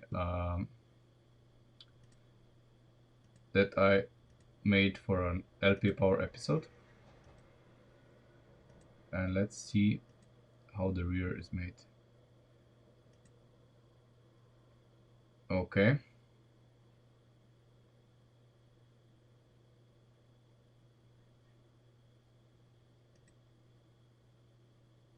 So completely different from what we are facing here. Okay, so we cannot use this, sadly.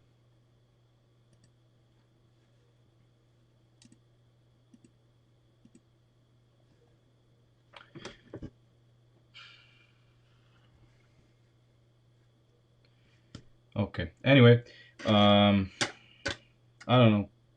I'm actually getting tired. If everybody is okay with it, we would continue tomorrow. By tomorrow, or no, tomorrow. No, we continue. Tomorrow is Friday.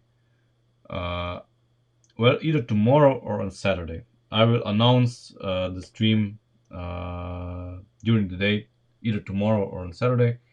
Um, I will try to think of a solution for this in the meantime, because we're just wasting time at the moment. Uh, so Ahmed, Leon will make LDD files, and maybe we can figure out. Okay, then Saturday, perfect. Saturday is perfect, and then we are going to figure out something together. Because, well, I mean, I could use a few hours for this alone, just thinking. But thinking is not very entertaining. So let's call it a day, and we'll be back on Saturday. Thank you for watching. Subscribe to my channel. Like the video, like other videos, and I'll see you on Saturday. Yeah, I will also make pictures of what we made today for you. Yeah, I'll make you pictures so you can try and build something in the Lego Digital Designer. But just as I told you, have you seen how many things we changed on the front suspension just today? So it's really of no use to make great optimizations right now, because everything that we do now is still subject to change, and we can change many things from stream to stream, and we are going to optimize it then at the end, the last stream or two. We are going to just see where we can remove parts to make the car as light as possible, to make improvements in stiffness and so on. Anyway, yeah, there's no use. First, we need to figure out the layout and the workings of the car. Then we optimize. But I'm looking forward to a solution for this. Yeah, that's it. See you on Saturday. Thank you for watching.